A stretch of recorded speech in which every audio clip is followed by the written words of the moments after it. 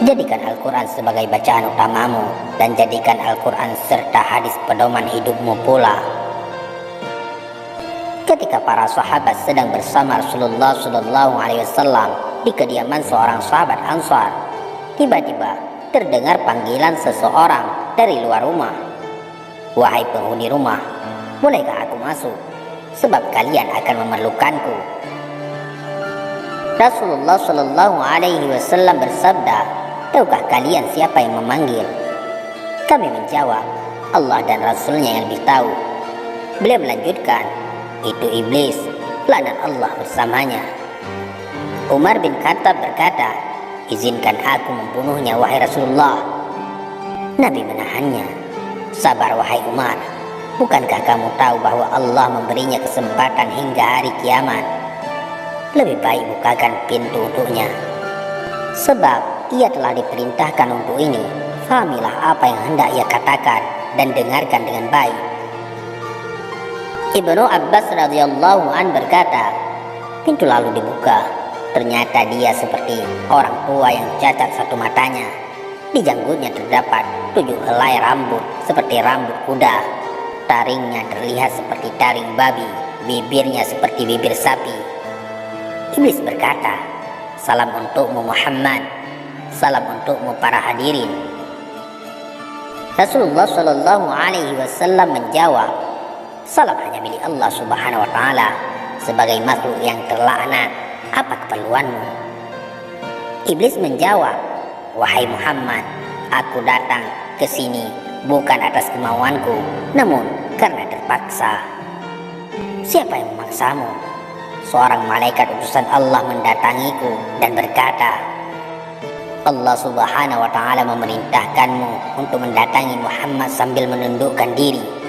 Beritahu Muhammad tentang caramu dalam menggoda manusia. Jawablah dengan jujur semua pertanyaannya. Demi kebesaran Allah, andai kau berdusta satu kali saja, maka Allah akan jadikan dirimu debu yang ditiup angin. Oleh karena itu, aku sekarang mendatangimu. Tanyalah apa yang hendak kau tanyakan. Jika aku berdusta, aku akan dicaci oleh setiap musuhku. Tidak ada sesuatu apapun yang paling besar menimpaku daripada cacian musuh." Rasulullah SAW lalu bertanya kepada iblis, "Kalau kau benar jujur, siapakah manusia yang paling kau benci?" Iblis segera menjawab, Kamu dan orang sepertimu adalah makhluk Allah yang paling aku benci." "Siapa selanjutnya?" "Pemuda yang bertakwa yang memberikan dirinya mengabdi kepada Allah Subhanahu wa Ta'ala." "Lalu siapa lagi?" "Orang alim dan wara'ah." "Lalu siapa lagi?" "Orang yang selalu bersuci." "Siapa lagi?" "Seorang fakir yang sabar dan tak pernah mengeluhkan kesulitannya kepada orang lain." "Apa tanda kesabarannya?" "Wahai Muhammad, jika ia tidak mengeluhkan kesulitannya kepada orang lain selama 3 hari, Allah akan memberi pahala orang-orang yang sabar." "Selanjutnya apa?" "Orang kaya yang bersyukur." "Apa tanda kesyukurannya?" "Ia mengambil kekayaannya dari tempatnya dan mengeluarkannya juga dari tempatnya." "Orang seperti apa Abu Bakar menurutmu?" "Ia tidak pernah menurutiku di masa jahiliyah, apalagi dalam Islam." Umar bin Khattab, "Demi Allah, setiap berjumpa dengannya aku pasti kabur." Utsman bin Affan, "Aku malu kepada orang yang malaikat pun malu kepadanya." Ali bin Abi Thalib, "Aku berharap darinya agar kepalaku selamat dan berharap ia melepaskanku dan aku melepaskannya. Tetapi ia tak akan mau melakukan itu." Ali bin Abi Thalib selalu berzikir terhadap Allah Subhanahu wa Ta'ala. "Apa yang kau rasakan jika melihat seseorang dari umatku yang hendak sholat?" "Aku merasa panas, dingin dan gemetar." "Kenapa?" "Sebab setiap seorang hamba bersujud 1 kali kepada Allah, Allah mengangkatnya 1 derajat. Jika seorang umatku berpuasa, tubuhku terasa terikat hingga ia berbuka. Jika ia berhaji, aku seperti orang gila. Jika ia membaca Al-Quran, aku merasa meleleh laksana timah di atas api. Jika ia bersedekah, itu sama saja orang tersebut membelah tubuhku dengan gergaji. Mengapa jadi begitu? Sebab dalam sedekah ada 4 keuntungan baginya, yaitu keberkahan dalam hartanya, hidupnya disukai. Sedekah itu kelak akan menjadi hijab antara dirinya dengan api neraka, dan segala macam musibah akan terhalau darinya. Apa yang dapat mematahkan pinggangmu? Suara kuda perang di jalan Allah. Apa yang dapat melelehkan tubuhmu? Taubat orang yang bertobat. Apa yang dapat membakar hatimu? Istighfar di waktu siang dan malam. Apa yang dapat mencoreng wajahmu? Sedekah yang diam-diam.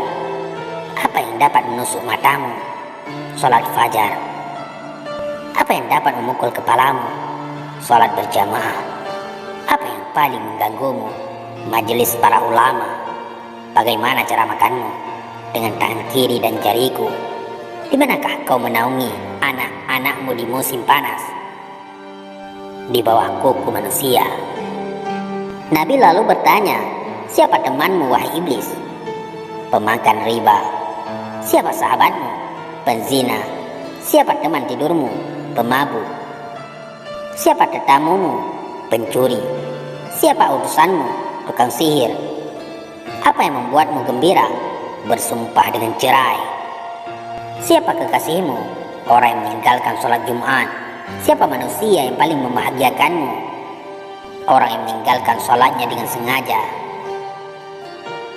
Sahabat pena pencari hikmah. Iblis tidak berdaya di hadapan orang yang ikhlas. Rasulullah Shallallahu Alaihi Wasallam lalu bersabda, segala puji bagi Allah yang telah membahagiakan umatku dan menyengsarakanmu. Iblis segera menimpali, tidak, tak akan ada kebahagiaan selama aku hidup hingga hari akhir. Bagaimana kau boleh berbahagia dengan umatmu, sementara aku boleh masuk ke dalam aliran darah mereka dan mereka tak boleh melihatku? Demi yang menciptakan diriku dan yang memberikanku kesempatan hingga hari akhir, aku akan menyesatkan mereka semua, baik yang bodoh atau yang pintar, yang boleh membaca dan tidak boleh membaca, yang durjana dan yang soleh, kecuali hamba Allah yang ikhlas. Siapa orang yang ikhlas menurutmu? Tidakkah kau tahu wahai Muhammad, bahwa barang siapa yang menyukai emas dan perak, ia bukan orang yang ikhlas. Jika kau lihat seseorang yang tidak menyukai dinar dan dirham, tidak suka pujian dan sanjungan, aku boleh pastikan bahwa ia orang yang ikhlas, maka aku meninggalkannya. Selama seorang hamba masih menyukai harta dan sanjungan dan hatinya selalu terikat dengan kesenangan dunia, ia sangat patuh padaku. Tahukah kamu Muhammad bahwa aku mempunyai 70.000 anak, dan setiap anak memiliki 70.000 syaitan? Sebahagian ada yang aku tugaskan untuk mengganggu ulama, sebagian untuk mengganggu anak-anak muda, sebagian untuk mengganggu orang-orang tua, sebagian untuk mengganggu wanita-wanita tua, sebagian anak-anakku juga aku tugaskan kepada para zahid. Aku punya anak yang suka mengencingi telinga manusia sehingga ia tidur pada sholat berjamaah. Tanpanya manusia tidak akan mengantuk pada waktu sholat berjamaah. Aku punya anak yang suka menaburkan sesuatu di mata orang yang sedang mendengarkan ceramah ulama hingga mereka tertidur dan pahalanya terhapus. Aku punya anak yang senang berada di lidah manusia. Jika seseorang melakukan kebajikan lalu ia kabarkan kepada manusia, maka 99% pahalanya akan terhapus. Pada setiap seorang wanita yang berjalan, anakku dan syaitan duduk di pinggul dan pahanya, lalu menghiasinya agar setiap orang memandanginya. Syaitan juga berkata, keluarkan tanganmu. Lalu ia mengeluarkan tangannya, lalu syaitan pun menghiasi kukunya. Mereka anak-anakku selalu menyusup dan berubah dari satu tempat ke tempat lainnya, dari satu pintu ke pintu yang lainnya, untuk menggoda manusia hingga mereka terhempas dari keikhlasan mereka. Akhirnya mereka menyembah Allah tanpa ikhlas, namun mereka tidak merasa. Tahukah kamu Muhammad bahwa ada rahib yang telah beribadat kepada Allah selama 70 tahun. Setiap orang sakit yang didoakan olehnya sembuh seketika. Aku terus menggodanya hingga ia berzina, membunuh dan kufur. Tahukah kau Muhammad, dusta berasal dari diriku. Akulah makhluk yang pertama berdusta. Pendusta adalah sahabatku. Barang siapa bersumpah dengan berdusta, ia kekasihku. Tahukah kau Muhammad, aku bersumpah kepada Adam dan Hawa dengan nama Allah bahwa aku benar-benar menasihatinya. Sumpah dusta adalah kegemaranku. Ghibah dan namimah atau adu domba adalah kesenanganku. Kesaksian palsu kegembiraanku. Orang yang bersumpah untuk menceraikan istrinya, ia berada di pinggir dosa, walau hanya sekali dan walaupun ia benar. Sebab barang siapa yang membiasakan dengan kata-kata cerai, istrinya menjadi haram baginya. Kemudian ia akan beranak cucu hingga hari kiamat. Jadi semua anak-anak zina, dan ia masuk neraka hanya karena satu kalimat, yaitu cerai. Wahai Muhammad, umatmu ada yang suka lalai semasa sholat. Setiap ia hendak berdiri untuk sholat, aku bisikkan padanya waktu masih lama.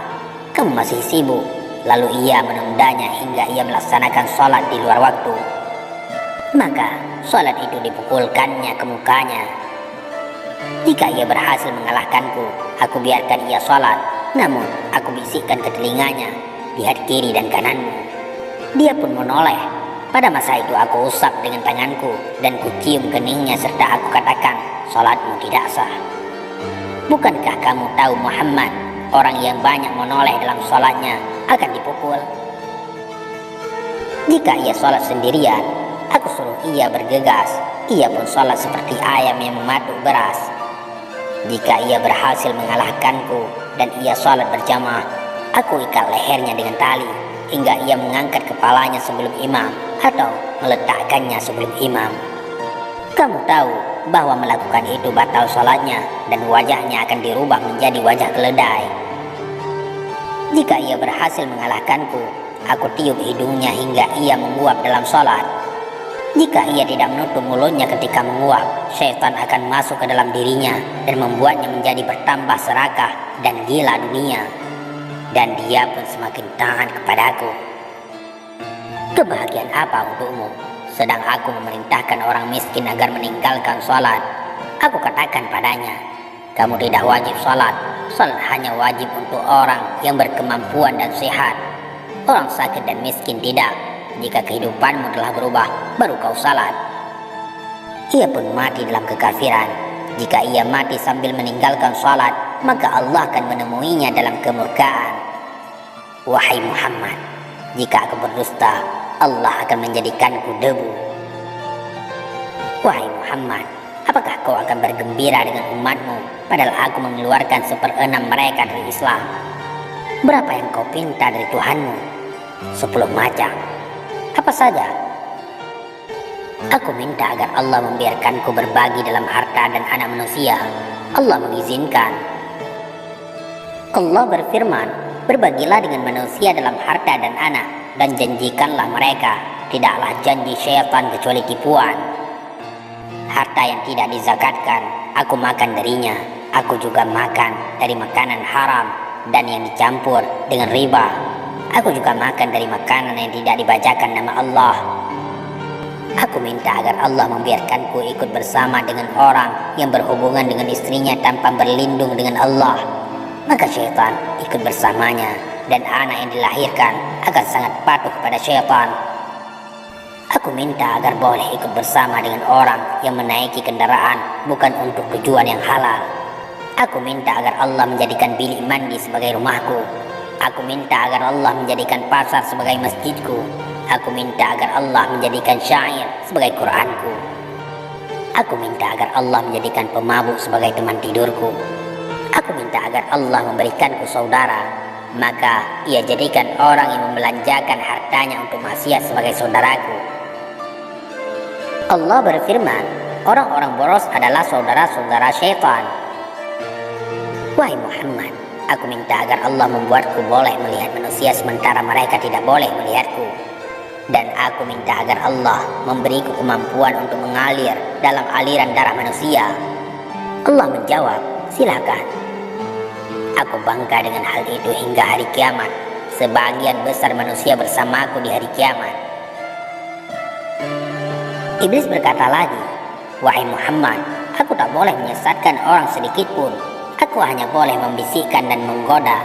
Jika aku boleh menyesatkan, tak akan tersisa seorang pun. Sebagaimana dirimu, kamu tidak boleh memberi hidayah sedikit pun. Engkau hanya rasul yang menyampaikan amanah. Jika kau boleh memberi hidayah, tak akan ada seorang kafir pun di muka bumi ini. Kau hanya boleh menjadi penyebab untuk orang yang telah ditentukan sengsara. Orang yang bahagia adalah orang yang telah ditulis bahagia sejak di perut ibunya. Dan orang yang sengsara adalah orang yang telah ditulis sengsara semenjak dalam kandungan ibunya. Rasulullah Shallallahu Alaihi Wasallam lalu membaca ayat, mereka akan terus berselisih kecuali orang yang dirahmati oleh Allah Subhanahu Wa Taala. Kemudian Rasulullah juga membaca, sesungguhnya ketentuan Allah pasti berlaku. Iblis lalu berkata, wahai Rasul Allah, takdir telah ditentukan dan pena takdir telah kering.